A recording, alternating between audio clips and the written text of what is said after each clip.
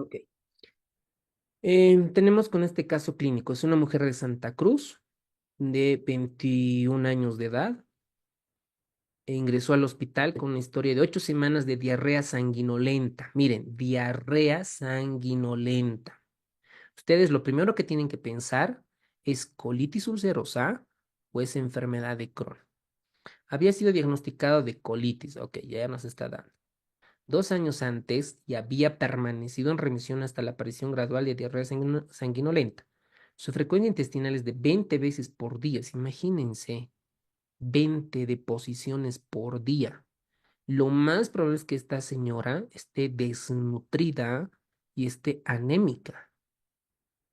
Probablemente entre en shock hipovolémico y pueda morir. Está asociada a dolor abdominal y pérdida de peso de 4 kilogramos. Había estado tomando mesalacina, 4,8 gramos al día. Enemas con esteroides. Supongo que el suero fisiológico lo mezclaban con Dexa, metilprednisolona o algo así. Además está con azatioprina, un inmunosupresor potente, ¿no? Azatioprina. Y prednisolona, dosis altas, 40 miligramos, pero no nota mejoría. O sea, este paciente ya no sé qué más le iban a hacer porque ya está con todo el manejo de la colitis ulcerosa, probablemente una cirugía nada más. Le hacen la colonoscopía. Miren, otro dato importante, que esta, miren, se hace la colonoscopía y miren la mucosa. No sé si ustedes pueden distinguir claramente. Está en forma de empedrado, parecen piedras en un camino. Y está bien roja, ¿no? Tiene una mucosa eritematosa, edematosa, y esto traduce en inflamación activa. Y esto es característico de la colitis. Entonces, ¿cómo se espera un paciente anémico que está sangrando, con diarrea, taquicárdico, hipotenso, ¿no? Lo que se espera. Y con hemoglobina muy baja. Miren, la hemoglobina 6,2. Pregunta para ustedes. ¿Ustedes ven un paciente con sangrado de HDV? ¿Con cuánto de hemoglobina le transfunden? O Menor a en base. 7. Exacto. Menor a Debajo 7. de 7. Menos de Menor a 7. 7. menos de Menos de 7 7. en Santa Menos Cruz, de 7. en O si Cochabamba, tiene. en Sucre, ¿no? En la altura, La Paz, Oruro, en altitud, con menos de 10. Si ustedes me preguntan, ¿hay alguna referencia bibliográfica, hay un ensayo clínico aleatorizado, algún estudio observacional que argumente que la transfusión en la altitud es menos de 10? No lo hay. Es una correlación de fisiopatología. ¿Ok? No hay un estudio así grande que en La Paz, Oruro, Potosí, parte de Cocha se haya realizado el estudio, no lo hay. ¿Ok? Entonces, a nivel general, con hemoglobina menos de 7 ya se debería transfundir y en la altitud con hemoglobina menos de 10 o 9,5. ¿Vale? Se realizó una sigmoidoscopía, demuestra una ulceración grave en la unión recto-sigmoidea que se extiende más allá de la endoscopía.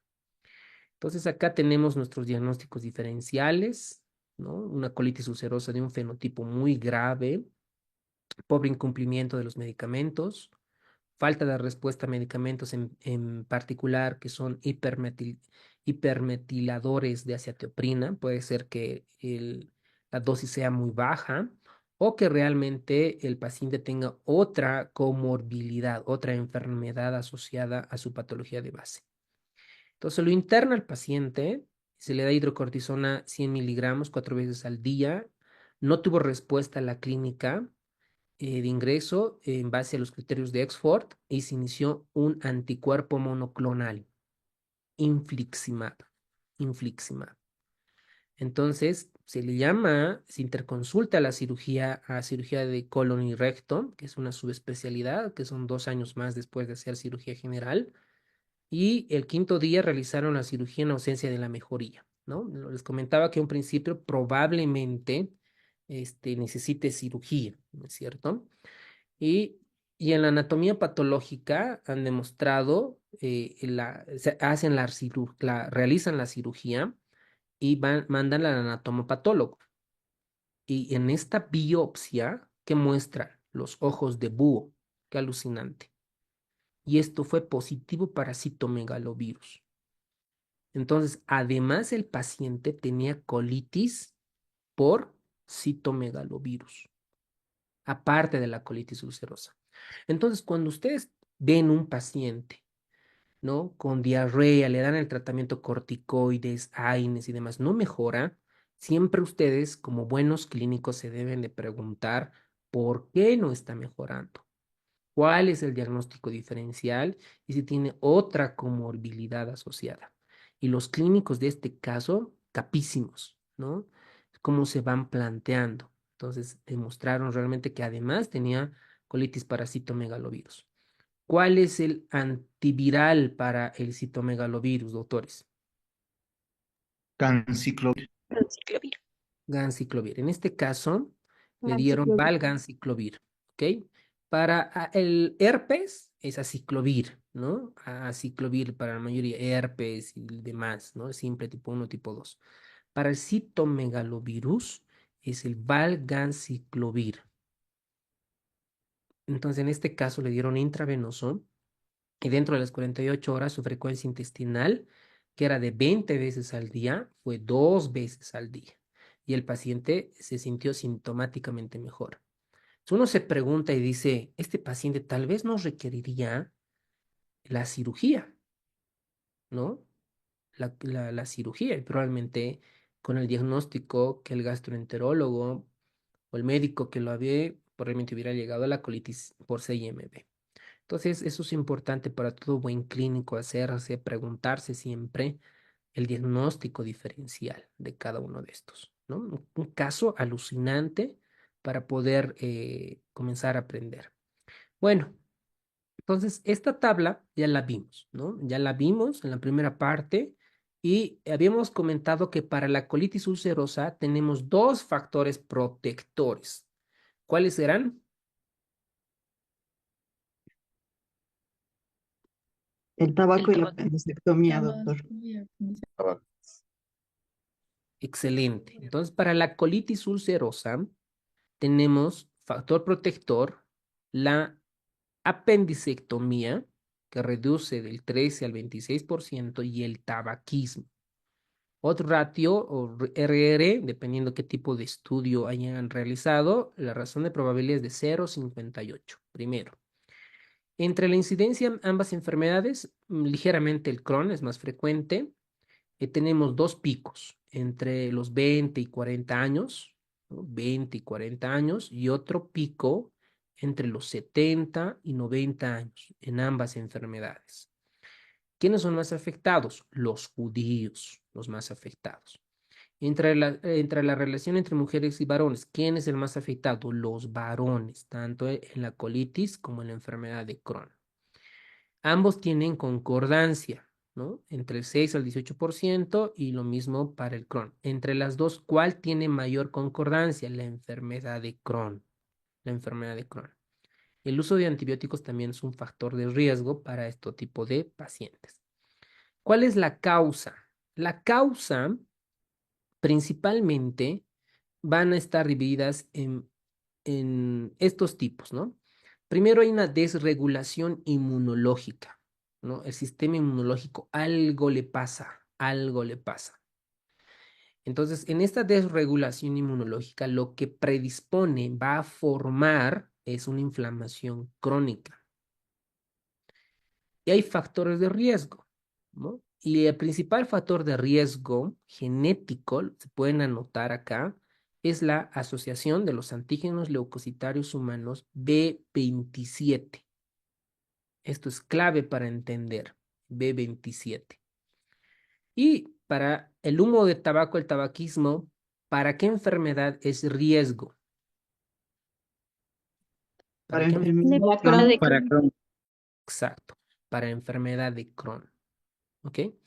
Entonces, si nosotros un poco detallamos esto, vamos a encontrar que van a interactuar factores externos e internos dentro del tracto digestivo. Y incluso hay libros enteros de todo lo que es las bacterias y virus en nuestro tracto intestinal. Incluso hay una correlación En el New England salió en esta semana todo lo es el microbioma intestinal y la enfermedad cerebrovascular, cómo las bacterias del intestino predisponen la enfermedad cerebrovascular a toda la regulación inmunológica. Entonces, todo un mundo esto. Entonces, para no desviarme y enfocarme en el libro de Harrison, hay una primero susceptibilidad genética, claramente, que interactúa con la flora microbiana y esto es lo que lleva a la pérdida de la regulación inmunitaria y también va a interactuar con los factores ambientales. Si nosotros nos vamos estrictamente a como posibles preguntas de examen, ¿qué genes interactúan entre la flora microbiana y entre la susceptibilidad genética? Estos tres genes podrían destacarse: el XBP1 y el NOT2 y el ATG16L1, porque memorizar toditos estos no es tan rentable. Entonces, esto es importante como posible pregunta de examen. Entonces, esta desregulación lo que va a llevar a estos es que las células del epitelio intestino van a comenzar a inflamarse, ¿no? Que van a interrelacionarse, que van a ser desencadenadas por algunos enteropatógenos, que vamos a ver ahorita qué bacterias están involucradas. ¿Qué tiene que ver los antibióticos? ¿Qué tiene que ver la dieta, la higiene, el tabaquismo, los AINES, el estrés? Entonces, todo esto lleva a una desregulación inmunitaria. También el libro de Harrison describe algunos trastornos genéticos para predisponer a este tipo de enfermedades. Por ejemplo, el síndrome de Turner, la enfermedad de Hermansky-Putulak, el síndrome de Wistock-Aldrich, la enfermedad por depósitos de glucógeno, las poliendocrinopatías por desregulación inmunitaria y otras enfermedades inflamatorias intestinales de inicio temprano, ¿no? Entonces, cada uno de estos tiene, ¿no?, su relación genética y el fenotipo que va a predisponer a estas enfermedades. Por ejemplo, el síndrome de Wistock-Aldrich.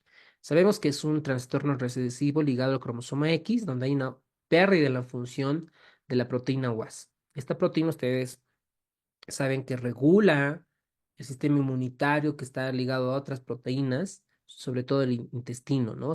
Cuando el enterocito se adhiere a la membrana basal. Entonces, esta predispone a la colitis, hay una inmunodeficiencia grave de las plaquetas y trombocitopenias, ¿no? Entonces, cada uno de estos se han asociado a enfermedades inflamatorias. Ahora, si uno se pregunta y dice, ¿esto vale la pena memorizar para el examen? Pues probablemente no, ¿no? Este es un poco más profundo para genetistas, si quieren realizarlas y ver este tipo de enfermedades, ¿ok? Incluso el libro de Harrison habla de losis, ya un poco más específico para cada uno de estos. Dentro de los losis, la más involucrada, la más estudiada, por ejemplo, es el gen 3p21. Este gen 3p21, ¿por qué ha sido muy estudiada, relevante para nuestro examen de la residencia? Porque este gen está involucrado en desencadenar, en aumentar todo el proceso inflamatorio.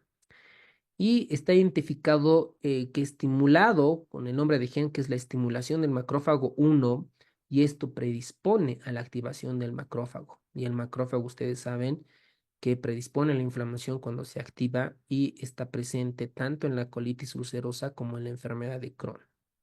Entonces, si yo deseo destacar cuál de estos losis están involucrados, pueden ahí como flashcard el gen 3p21 que está relacionado con el macrófago. Ahora, este microbiota comensal en pacientes suelen ser afectados.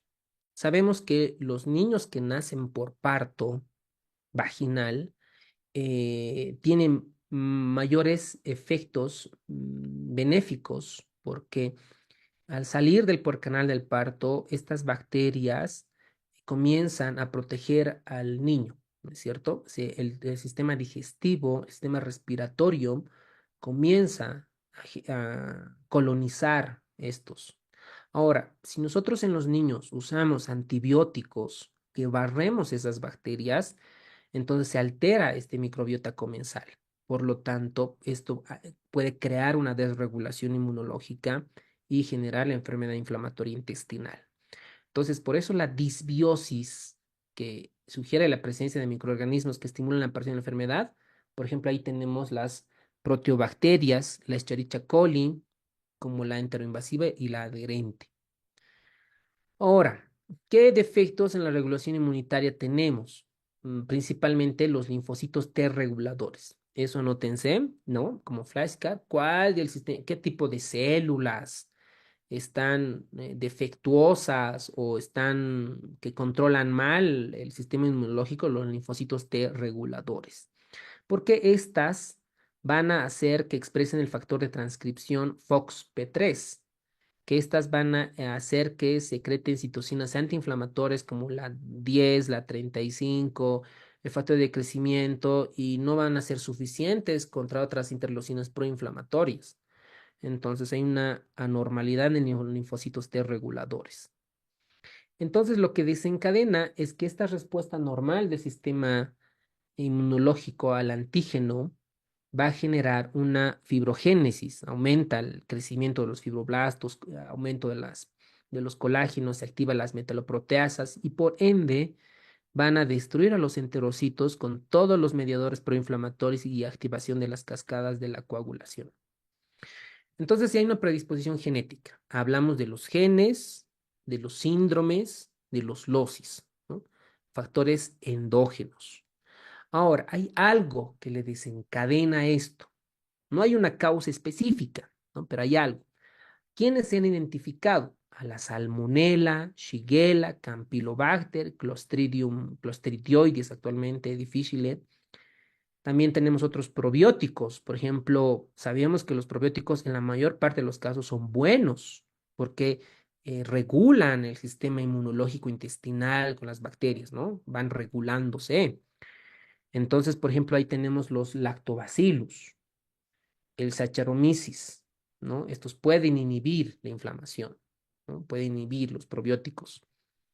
Incluso en pediatría seguramente van a ver que en síndromes diarreicos están indicados el uso de los probióticos, incluso disminuye, ¿ok? Entonces, en resumen, a ver, vamos a hacernos acá eh, una diapositiva adicional para antes de ver las características macroscópicas y microscópicas de estas.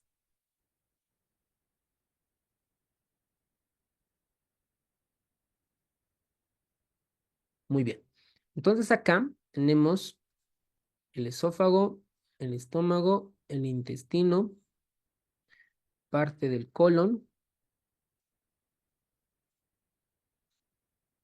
recto, ¿no? Colon sigmoides. Y aquí vamos a hacer el hígado. Lo mismo vamos a hacer acá, ¿no? Un poquito más resumido.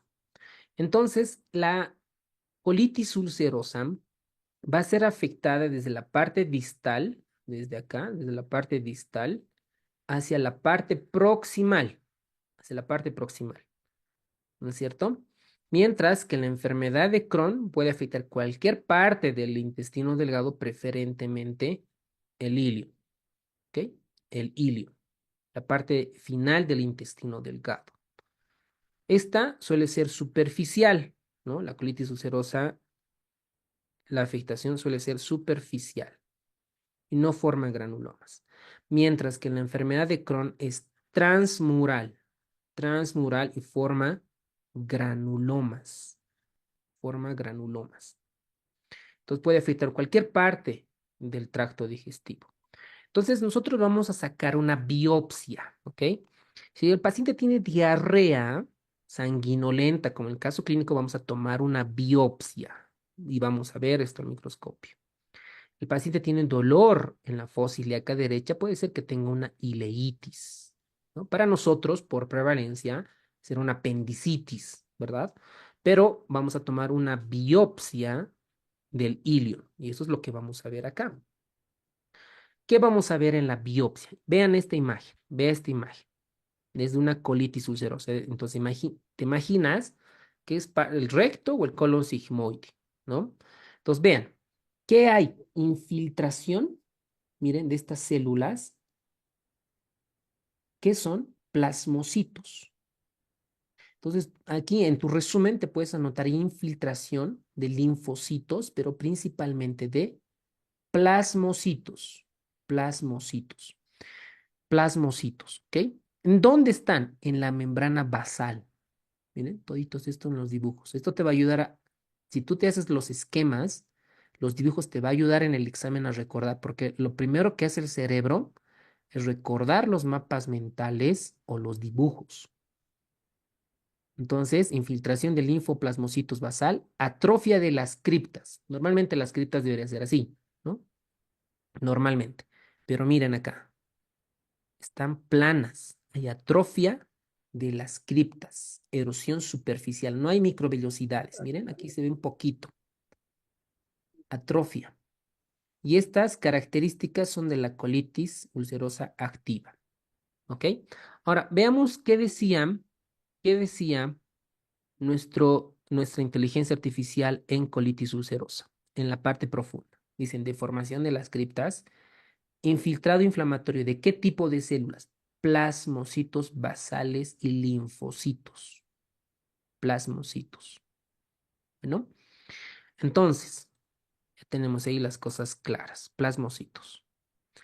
Ahora, entonces esta va a afectar la mucosa y la submucosa, ¿no? La parte superficial. El recto sigmoide, la que más se afecta, de un 30 al 50%, y va hacia la parte proximal.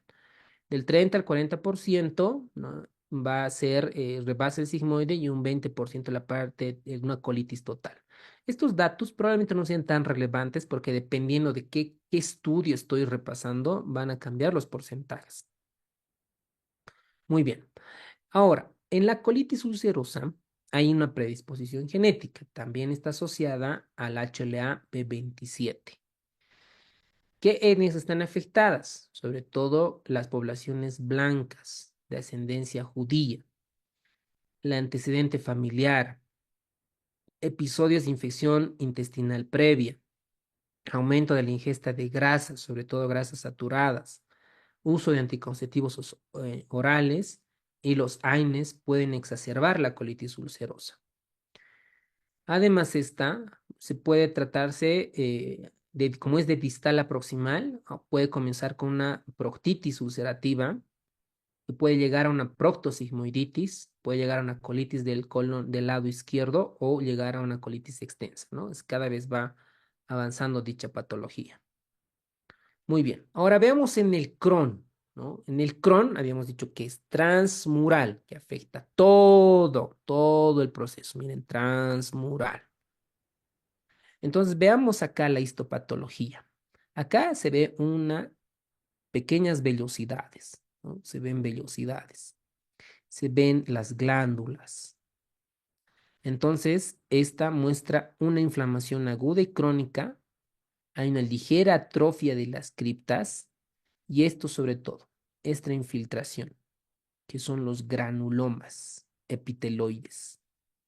Ahora, nosotros podemos preguntarle a la IA, los granulomas, ¿por qué están formadas? Pueden activar su micrófono. Estos granulomas ustedes van a ver en tuberculosis, en enfermedad de Crohn, en amiloidosis y en sarcoidosis. Entonces, los granulomas no calcificantes, ¿por qué están formadas, doctores? Permítame, voy a... Tienen Cuerpos histocitos, celulares, doctor. histocitos también, células gigantes y tienen linfocitos. Muy bien. ¿Qué son los histiocitos? ¿Por qué está formada? Macrófagos. Eso muy bien, ¿no? Es un macrófago modificado. ¿Por qué está formado los granulomas caseificantes? ¿Por qué? Para que ser un poco más específicos. ¿Por qué células o por qué tipo de células está formado los granulomas calcificantes? Entonces, a ver, veamos qué nos dice. Los granulomas calcificantes comúnmente están asociados a infecciones como la tuberculosis. Perfecto. Están formados por un conjunto de células que participan en la respuesta inmunitaria.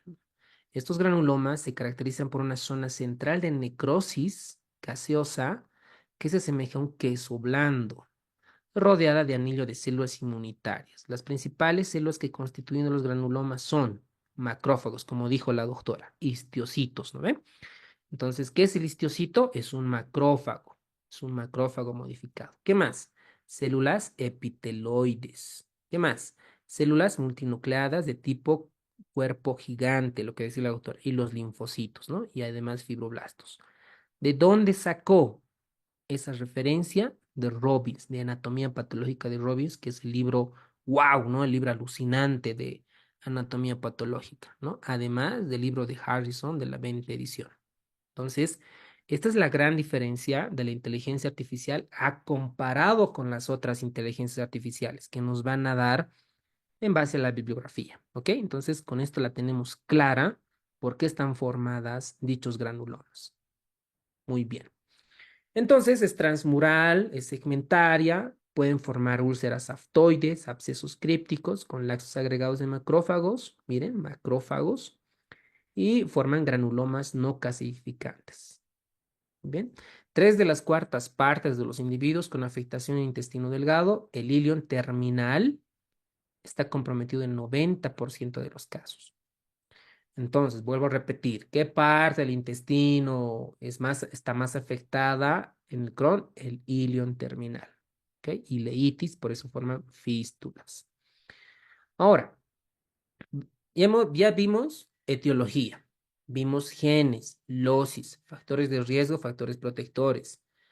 Vimos la alteración en el microbioma, qué factores exógenos están involucrados.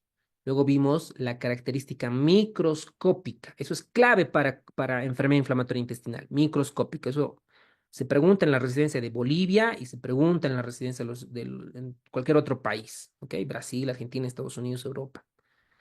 Listo, muy bien, hasta ahí la tenemos clara. Ahora veamos la manifestación clínica, por lógica, por criterio, sentido común. Si la colitis ulcerosa afecta el intestino grueso, la parte distal, voy a tener clínica distal, ¿no? Clínica distal. Entonces, ¿qué voy a tener? Rectorragia, diarrea.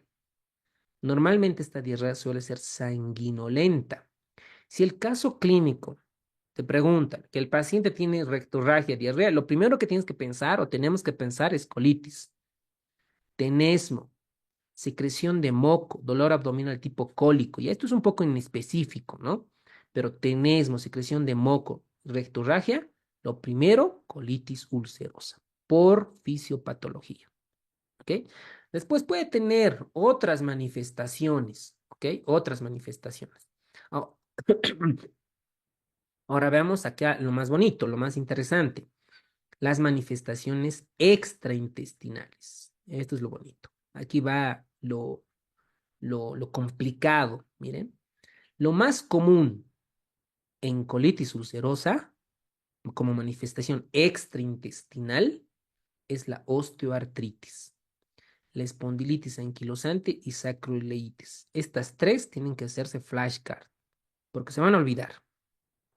Entonces, ¿cuál es la manifestación extraintestinal más común en la colitis? Osteoartritis.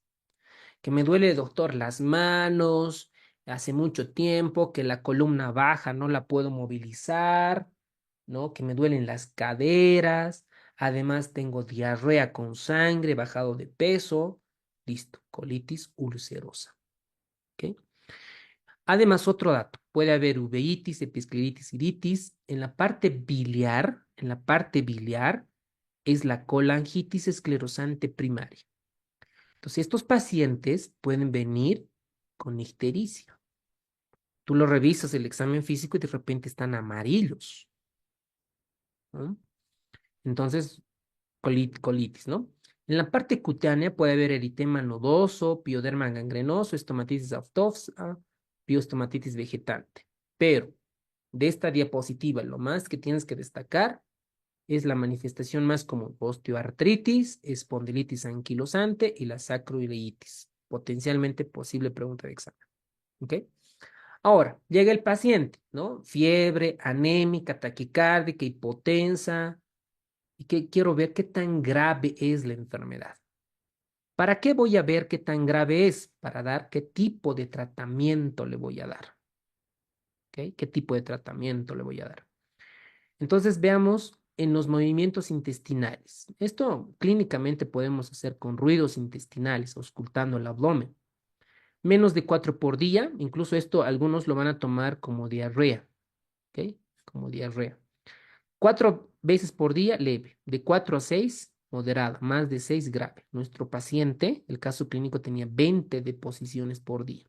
Solo por clínica, yo ya sabíamos que el paciente tenía una colitis ulcerosa grave, gravísima. Sangre en las heces, escasa en la leve, moderada, intensa. Fiebre, ¿no? Obviamente en la grave tiene fiebre. Taquicardia, más de 90 la consideran para esta clasificación. Lo ideal debería ser más de 100, pero acá más de 90 ya la considera grave. Anemia, ¿no? Acá no sé qué tanto el libro de Harrison se haya confundido, pero está acá dice en grave menor o igual a 75%. Debería ser más, ¿no? Más del 75%. ¿Cómo está la velocidad de eritrosedimentación globular? ¿No? Lo que nos dice indirectamente cómo está la inflamación, más de 30 en la grave. ¿Y cómo está el aspecto endoscópico? Hemorragias espontáneas y ulceraciones en la enfermedad grave. ¿Ok? Muy bien, en el laboratorio, ¿qué voy a encontrar en el laboratorio? Voy a encontrar aumento de las proteínas de reactantes de fase aguda. El BES, ¿no? El BES, el PCR y otras.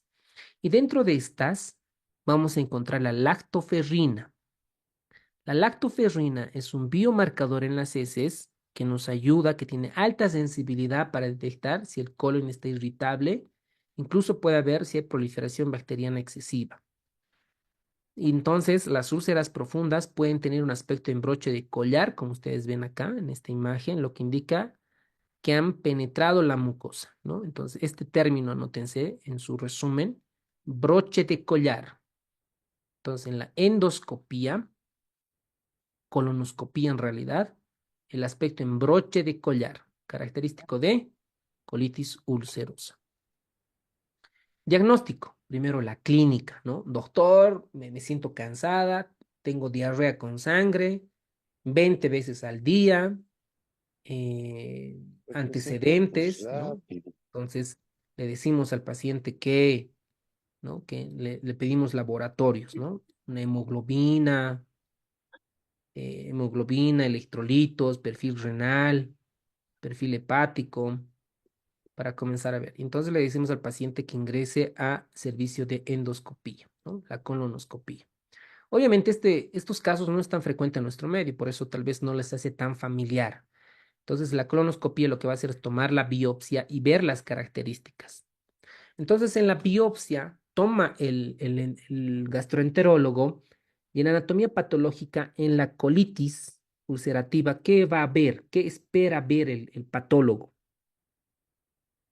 ¿Cuáles son las características microscópicas? Criptas, Plasmocitos, criptos criptos, y basófilos, linfocitos. criptitis, Ya. Primero, en cuanto al espesor de la capa del intestino, ¿qué capas va a afectar? Mucosa y Como submucosa. superficial. Superficial. superficial, doctor, capa Muy bien. superficial, la mucosa. Mucosa y submucosa. Y ¿Qué submucosa. tipo de células van a infiltrar? Linfocitos T. Plasmocitos Linfocitos, basales. Y plasmocitos, macrófagos. Linfocitos basales. exacto. Plasmocitos. Plasmocitos. También linfocitos, deben haber otros macrófagos, pero preferentemente plasmocitos, plasmocitos, plasmocitos. ¿Qué más? Y un borramiento, ¿no? Puede haber microabscesos. Alguien decía por ahí una criptitis, ¿no? Algunos libros van a encontrar como microabscesos, criptitis, ¿ok? Pero el libro de Harrison no lo identifica tan claramente. Ahora, ¿por qué puede morir el paciente? Tiene sangrado. Va a morir por shock hipovolémico, de tipo hemorrágico, ¿no? Shock hemorrágico. Y otra complicación grave es el megacolon tóxico. Como ese intestino está tan delgado, tan inflamado, se puede perforar, puede haber estenosis y riesgo de cáncer colorectal. Entonces, cada uno de estos vamos a hacer un diagnóstico. El 15% van a tener complicaciones. 1% hemorragia activa, ¿no? Y esta hemorragia ya en el tema de cirugía, vamos a ver cómo se maneja un choque hemorrágico, cuántos plaquetas, cuánto crioprecipitado, plasma, etcétera. Pero un dato medio random, ¿no? Que no sé qué tanto, ¿no? Dice, si el enfermo necesita de 6 a 8 unidades de paquetes globulares, en este caso de sangre, dentro de las 24 o 48 horas está indicado colectomía. Actualmente las guías de gastroenterología manejan otro criterio, pero bueno, ahí tenemos el dato. Y esto sí es importante. Una complicación grave es el megacolon tóxico, ¿no? Entonces, esta se diagnostica tomando una radiografía simple de abdomen, ¿ok? Toma una radiografía simple de abdomen y en el colon transverso se mide el diámetro, ¿no? El diámetro de este colon. Cuando es más de 6 centímetros y hay una pérdida de austras, ¿no? Esta ya se la considera un megacolon tóxico. ¿Y cuál es el tratamiento? ¿Para qué me sirve diagnosticar? Para llamarlo al cirujano colorectal para que realice una colectomía. ¿Por qué? Porque si no, se va a morir el paciente.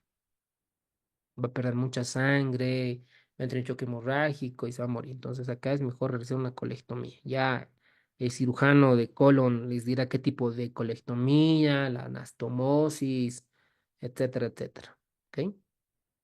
Ahora veamos al Crohn. El Crohn, ¿cómo viene? ¿Cómo llega a la consulta de ese doctor, doctora? Me duele la fosa ilíaca derecha. Ah, pues piensas lo primero, apendicitis. No, doctor, esto me duele hace ya 3 meses, una vez viene, ¿no? Entonces dice, no, esto no es apendicitis. Entonces comenzamos a tomar una radiografía simple de abdomen, ¿no? No hay nada en la radiografía. Entonces hacemos una radiografía contrastada con bario.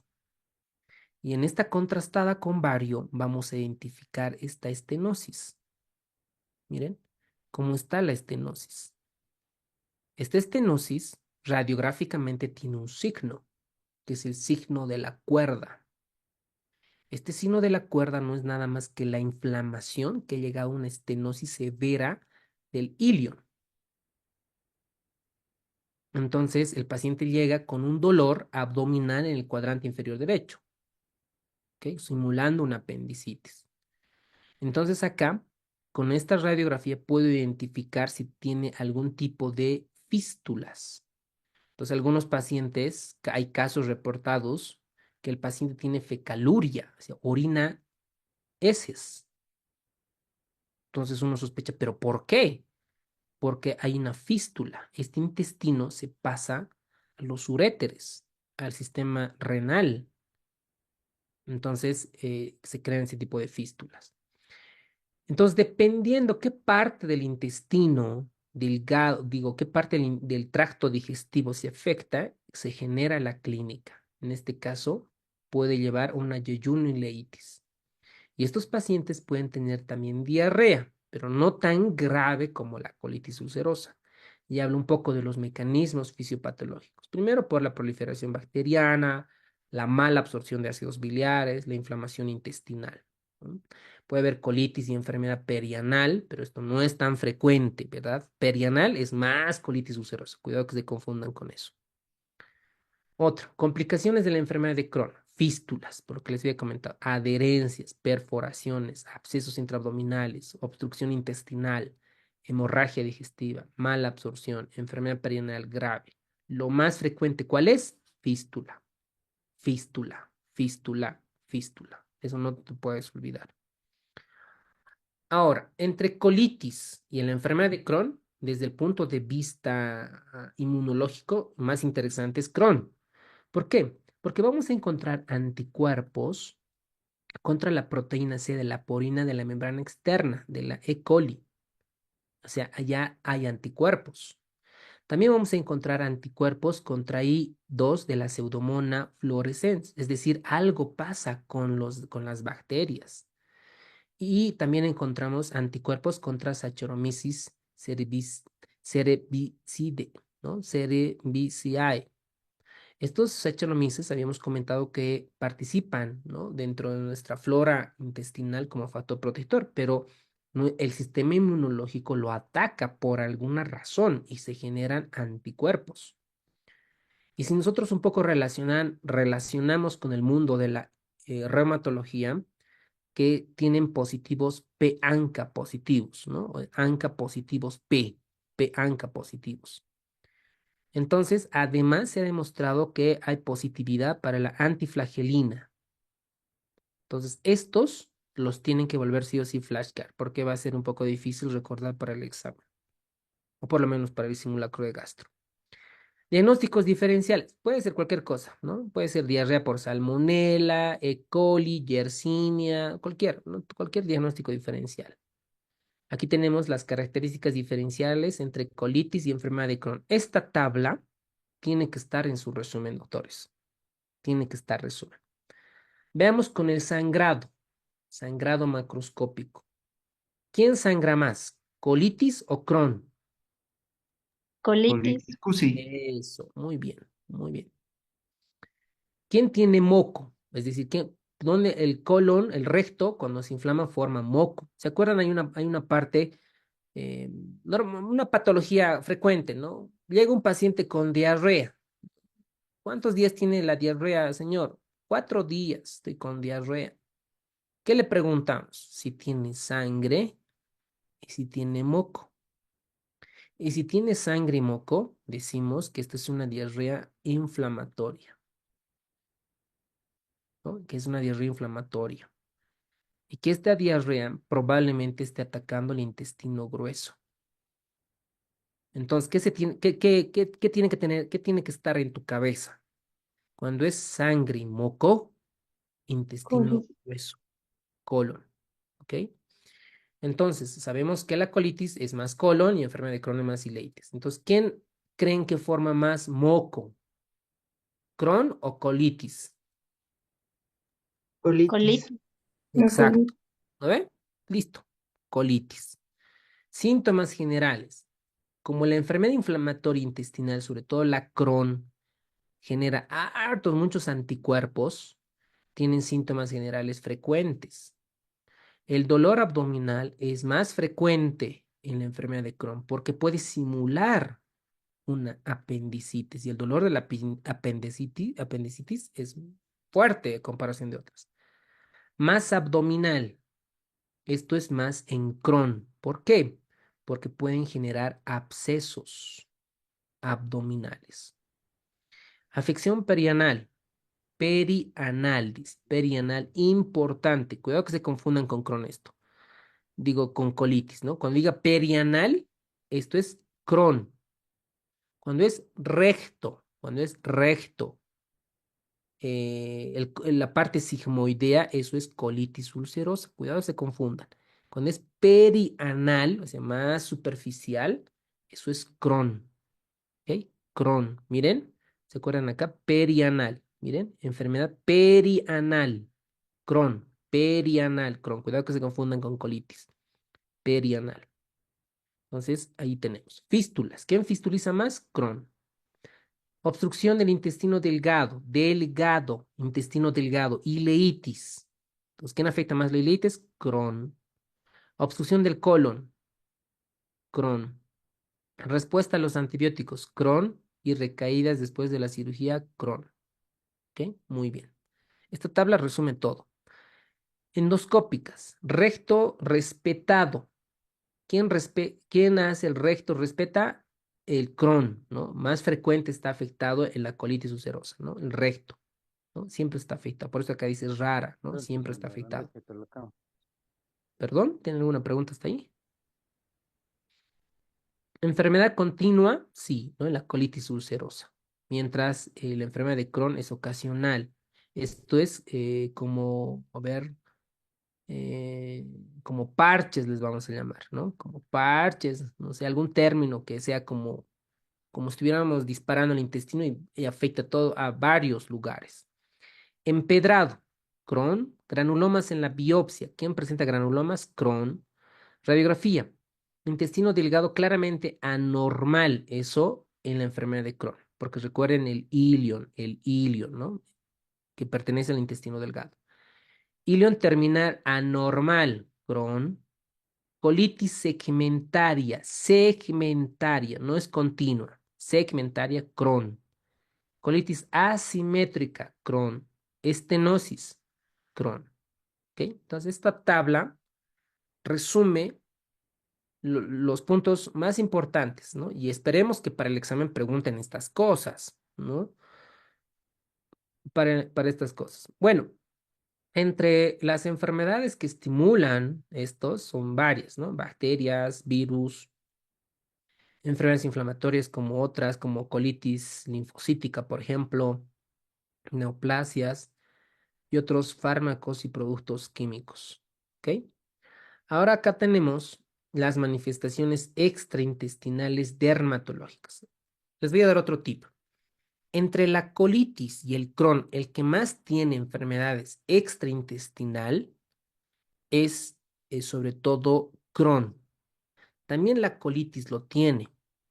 Cuando habíamos comentado entre la colitis ulcerosa, eh, dentro de la manifestación extraintestinal en la colitis ulcerosa, ¿cuáles eran las manifestaciones extraintestinales más frecuentes? Pueden activar su micrófono. Osteoartritis. Bioderma gangrenoso y osteoartritis. Y el HLA-B27, que es espondilitis anquilosante. Espondilitis. Artritis, Sacroilitis. y sacroileitis. Osteoartritis. Sacroilitis. Eso, muy bien, doctores. No pueden olvidarse de la colitis ulcerosa. ¿Ok? De manera general, miren, acá dicen, veamos al eritema nodoso. El eritema nodoso es más frecuente en el Crohn que la colitis ulcerosa. ¿Se acuerdan? Para colitis ulcerosa está osteoartritis, espondilitis anquilosante y la sacroilitis. Y ahí la tienen clara con eso, colitis ulcerosa. Ahora, en el otro lado, en su resumen, así, digamos, están haciendo su resumen, ¿no? Colitis ulcerosa y enfermedad de Crohn. Aquí habíamos visto lo más frecuente, la osteoartritis, espondilitis anquilosante y la sacroileitis. Acá van a poner en su resumen eritema nodoso. Bueno, eritema nodoso. Ahora, otros diagnósticos diferenciales, por ejemplo, en la enfermedad de Crohn, puede estar el pioderma vegetans. Pioderma vegetans. Incluso se ha identificado el síndrome de Sweet. ¿Qué es el síndrome de Sweet? No es nada más una dermatosis, alteración en la piel, que tiene infiltración neutrofílica y el paciente tiene fiebre. Y en algunos de los casos puede estar con 5 al 10% de psoriasis y algunos pacientes pueden tener acrocordones perianales entre un 75 y el 80%. Sé que esta parte probablemente sea un poco confusa, pero ya les he dado los tips entre las colitis y la enfermedad de Crohn. Entonces, los pacientes, ¿cómo llegan? Miren, eritema nodoso. Esto no necesariamente es que enfermedad inflamatoria intestinal puede presentarse igual en otras enfermedades, como por ejemplo las artritis. Pioderma gangrenoso, como si fuera una herida difícil de sanar. El pioderma vegetans. Entonces son manifestaciones extraintestinales de la enfermedad inflamatoria intestinal. Otra es la dermatosis neutrofílica febril, ¿no? El paciente tiene fiebre, tiene zonas eritematosas en la espalda, puede tener grupos dolorosos, ¿no? Miren estas lesiones que pueden medir hasta 2 centímetros de diámetro. Y el paciente obviamente como tiene fiebre, puede tener prurito y se puede rasguñar, ¿no? Y esto lleva al síndrome de Sweet. Esas son las manifestaciones dermatológicas. Luego tenemos las manifestaciones reumatológicas. Las manifestaciones reumatológicas pueden ser en artritis periféricas. Esta es sobre todo en la enfermedad de Crohn de un 15 al 20%. La espondilitis anquilosante es más frecuente en la colitis, ¿no? Y en el Crohn solamente es un 10%. Y tenemos ahí la afectación de 2/3 del HLA-B27 que habíamos comentado. En la parte de oftalmológica, igual pueden tener conjuntivitis, uveitis, epiescleritis. Y este dato, nótense, la uveitis y la iritis anterior es más frecuente en la colitis ulcerosa, mientras que la epiescleritis es más frecuente en la enfermedad de Crohn. ¿Ok? Hepatobiliar. En el hepatobiliar En ambas puede haber esteatosis hepática, colilitiasis y la colangitis esclerosante primaria. ¿Qué tienen que saber? Que la colangitis esclerosante primaria es más frecuente en la colitis ulcerosa. ¿Ok? Muy bien, veamos otros datos. En las complicaciones urológicas, las nefrolitiasis. Las nefrolitiasis, ¿en quiénes es más frecuente, doctores? ¿En Crohn o en colitis? Pueden activar su micrófono. ¿Y por qué, no? Sobre todo el por qué.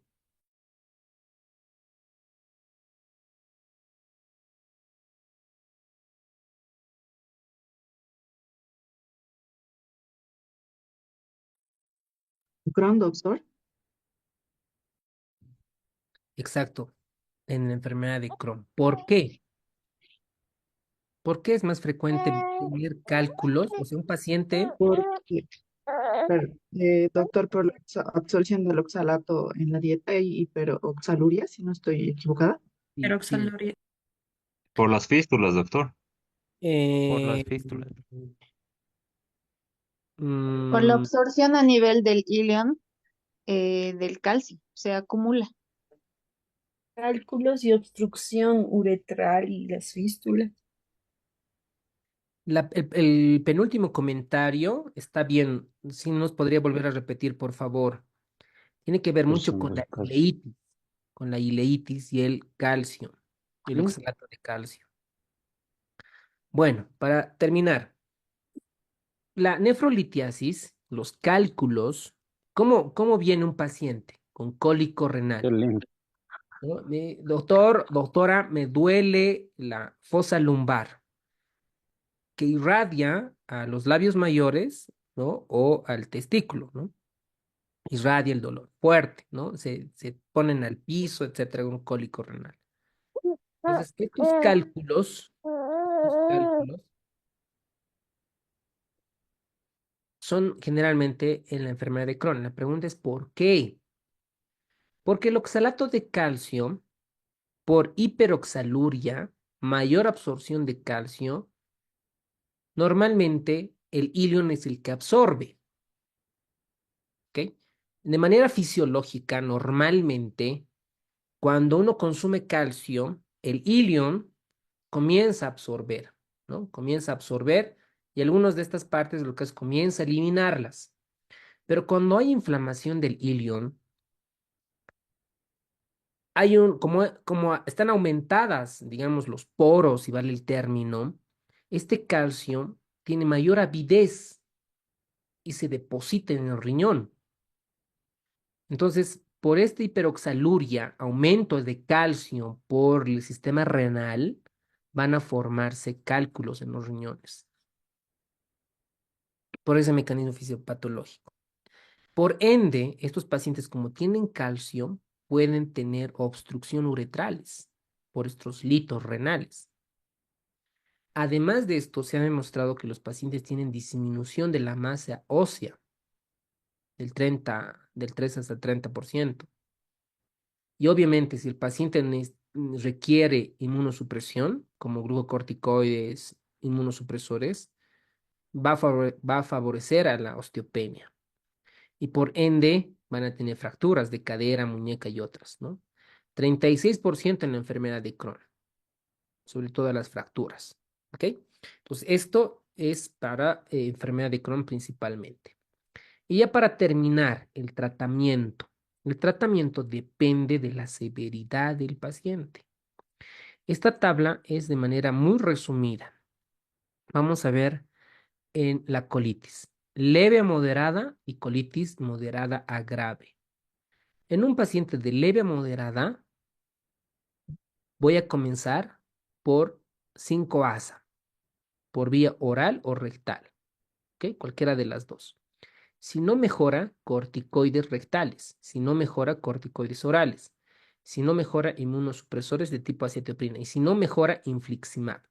¿Se acuerdan nuestro caso clínico? El paciente ya tenía ASA, ya tenía corticoides, ya tenía inmunosupresores. Y lo han escalado a infliximab. Cuando es moderada grave, comienzan con corticoides orales, intravenoso, inmunosupresores y más infliximab, Si no mejora, adalimumab o algunos anticuerpos monoclonales intravenosos y algunos inmunosupresores más fuertes como la ciclosporina. En esto va las colitis ulcerosas. ¿Qué pasa con la enfermedad de Crohn? Acá vamos a tener leve a moderada y moderada grave. En la leve es corticoides, ¿ok? Corticoides. Algunos antiinflamatorios, corticoides, y pueden estar unidas a los anticuerpos, como el infliximab. Y algunos que en las guías están demostradas como el vedolizumab. Cuando es moderada grave y usamos terapias combinadas, inmunosupresores, anticuerpos monoclonales y otros. Y al final, el paciente ya no tiene intestino, entonces tenemos que asociar nutrición parenteral NPT. Y cuando hay fístulas, aquí el paciente necesita cirugía, ¿no? Drenaje, abscesos, antibióticos y lo mismo para el NPT. Acá tenemos el resumen. Miren, para la colitis ulcerosa, leve a moderada, principalmente el tratamiento de primera línea es la mesalamina. Eso anótense, por favor. Mesalamina, tratamiento de primera línea.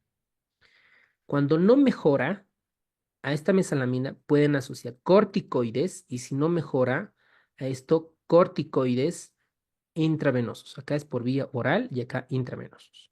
Esto es de leve a moderada. Cuando es moderada a grave, acá son corticoides orales o anticuerpos los anti-TNF alfas. ¿Cuál? Sobre todo el infliximab. El infliximab. En los exámenes que les hemos preguntado, digo, en las preguntas que les han enviado, ahí están las respuestas, ¿no? Esperemos que igual que estén copiando para acelerar. En la parte de grave son corticoides intravenosos más inmunosupresores e infliximab, ¿no? Los anti-TNF alfas. Para la enfermedad de Crohn, dependiendo qué partes estén afectadas. Para la enfermedad de Crohn está limitada al ilion, al colon derecho, y ahí son corticoides de liberación prolongada, ¿no? O controlada principalmente. Por vía oral para que llegue hacia el ilion. Entonces, a estos también están asociados los corticoides sistémicos, sobre todo la prednisona. Y cuando es una Crohn moderada a grave, ya son tratamientos combinados. Por ejemplo, corticoides orales más anticuerpos anti-TNF alfas, como el infliximab. En algunos casos, algunos esquemas están los ahorradores de esteroides. En este caso son los anticuerpos anti-TNF alfas más algún inmunomodulador, como por ejemplo el metotrexate. Bueno, esto ya para cada el mundo de la gastroenterología se ven modificando, ¿no? Cuando es un Crohn grave a fulminante, principalmente es corticoides intravenosos a dosis alta, sobre todo metilprednisolona, 100, 200, incluso hasta 500 miligramos, más infliximab. Entonces, de manera resumida, ese triángulo que les menciono es clave para comenzar a recordar estos. Muy bien, aquí tenemos un poco de tratamiento, ¿no? Aquí tenemos las dosis de los 5 ASAs, los antiinflamatorios, aquí con las dosis. El tratamiento acá para las colitis, para las proctitis, los supositorios, colitis del lado izquierdo, las pancolitis y las colitis ulcerosas graves, corticoides, el metronidazol. En algunas, como enfermedad de Crohn, puede estar, ¿no? Como tratamiento, sobre todo en fístulas, en enfermedades perianales, para evitar las recaídas. Los inmunosupresores. Dentro de los inmunosupresores, el que más se usa es la acetioprina principalmente, pero hay otros, por ejemplo, el metrotexate, ciclosporina, tacrolimus y otros, ¿no? Y dentro del tratamiento biológico, ¿cuál van a usar o cuándo para el examen de la residencia? El infliximab, ¿no? También pueden recordar el adalimumab, el golimumab, etcétera, pero para el examen el infliximab es su mayor representante. Después tenemos las colitis fulminantes. Las colitis fulminantes son glucocorticoides intravenosos, ¿no? Por 3 días. Por ejemplo, ahí tenemos la metilprednisolona, ¿no? De 100 hasta 500 miligramos, dependiendo qué esquema se utilice, más inmunosupresores y el infliximab, ¿no? Y si no responde a esto por 3 días, el tratamiento es quitar el intestino grueso al cirujano coloproctólogo. ¿Ok? Y ya para terminar, la colitis ulcerosa distal, ¿no? Como es distal, por vía rectal. Y si es extensa, ya comienza a escalar, sobre todo para la parte intravenosa y algunos anti-TNF-alfas. ¿Para qué es inflamatorio? Lo mismo, ¿no? En diferentes escalas. Para la fistulizante, en este caso ya es cirugía y más NPT, que es nutrición parenteral total. La cirugía. ¿Para qué es la cirugía? En la colitis ulcerosa, enfermedad resistente, fulminante, recuerden, megacolon tóxico. El megacolon tóxico en la radiografía, ¿más de cuántos centímetros debe de estar el colon transverso? Mayor a Seis. 6 centímetros. Muy bien. Perforación del colon, HDV masiva, enfermedad extracólica, obstrucción, profilaxis de cáncer de colon, displasia, ahí para la colitis. Lo mismo pasa para el Crohn, ¿no? Si hay intestino delgado afectado, estenosis, HDA, fístulas, abscesos, afectación de colon y recto. Lo veo un poco más lógico, ¿no? Sentido común para esto. Y cuando una dama está embarazada, entonces ahí están los antiinflamatorios, como sobre todo la sulfasalacina. Y tenemos ya para finalizar el cáncer en la enfermedad inflamatoria intestinal. Ambos tienen riesgo para cáncer. Ambos tienen riesgo para cáncer, ¿ok? Muy bien, ¿qué más con esto? El caso clínico que habíamos comentado. Esto es otro caso clínico. Miren, masculino, 38 años de edad, fumador, antecedente de patología intestinal, lo cual no recuerda, medicada con sulfasalacina. Acude a emergencias por 70-30 de presión, taquicárdico, lactato de 4.2. No evidencia infección extraintestinal. Le toman una radiografía, ¿ok? Y ustedes medimos, digamos que mide 8 centímetros. 8 centímetros. Entonces ya saben de qué enfermedad se trata, un paciente que está en choque. Entonces se realiza la inspección anal, tacto rectal no muestra interés, no hay un dato llamativo. Se realiza la colonoscopía, no se observa patología de la mucosa y recto, y a partir del colon izquierdo se aprecian lesiones ulceradas, ¿no? Si nosotros hacemos un dibujo, entonces ya más o menos acá ya se evidencia la lesión, ¿no? Y cierta profundidad, presenta un tamaño variable entre 0,5 y 0,8, y las úlceras van en aumento de tamaño y profundidad. Entonces toman biopsias y la ulceración es aguda y crónica compatible con enfermedad inflamatoria intestinal, con una enfermedad de Crohn importante. Entonces realiza la endoscopía. Miren esta endoscopía. Miren el colon, miren los abscesos, un poco de austras disminuidas. Miren ahí ya se nota claramente la úlcera.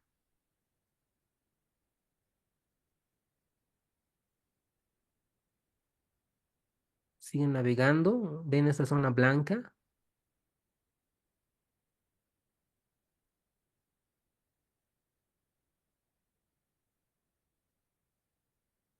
Miren aquí, ya está en la parte del colon derecho, miren, aquí está, ¿no? Está parte del colon derecho, está llegando al ciego, ¿no? Y un poco de sangre.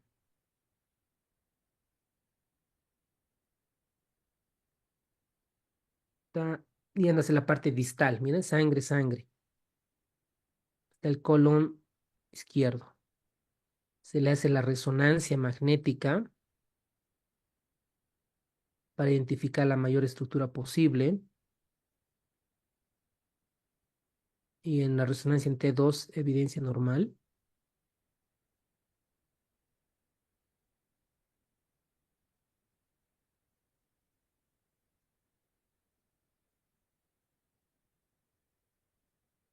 Se evidencia muchas úlceras en la mucosa.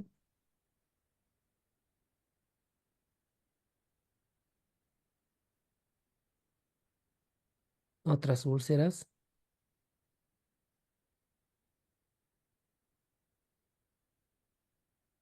Y pues clásicamente un paciente con una enfermedad inflamatoria intestinal con datos de sangrado a nivel del colon. Se toma la biopsia y evidentemente hay una afectación transmural. Hay una distorsión de las criptas y granulomas no calcificantes. ¿De qué enfermedad estamos hablando? Si Gran presentan Roma sería Crohn. eso, Enfermedad de Crohn. neuroinflamatorios, ¿no? Entonces, el paciente recibe corticoides intravenosos, sin mejoría de la clínica, en forma severa, y como no mejora, damos infliximab. ¿Mm? El infliximab, ¿contra qué citoquina, contra quién va? Interleucina 1, Anti-TNF alfa. exacto, ¿no? Un anti-TNF alfa, un inmunosupresor, azatioprina, y el paciente presenta una respuesta aceptable al tratamiento, ¿no? Recupera peso y normaliza. Y otra vez comenzamos a ver dicha patología en esta endoscopía. Bueno, en realidad colonoscopía. Ahí se evidencia contenido intestinal.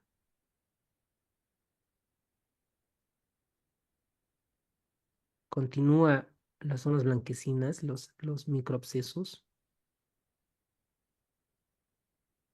un poco de sangrado, un patrón en empedrado, miren, ¿no? Si hay sangrado, pues puede ser úlcera, ¿no? Miren este aspecto en empedrado, como piedritas.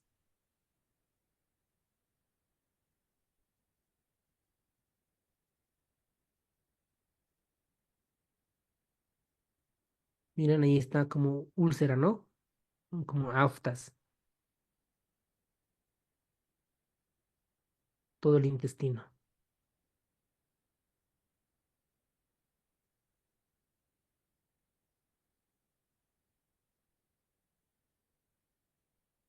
Otra úlcera ahí. Bueno, esta ya la vimos. Eso es con relación a la enfermedad inflamatoria intestinal. Del banco de preguntas, ¿tienen alguna duda, algo que no esté clara? ¿Qué pregunta les ha costado que está difícil? Las mismas preguntas, con su justificación, la pueden encontrar en plataforma. Muy bien, nos vamos a dar un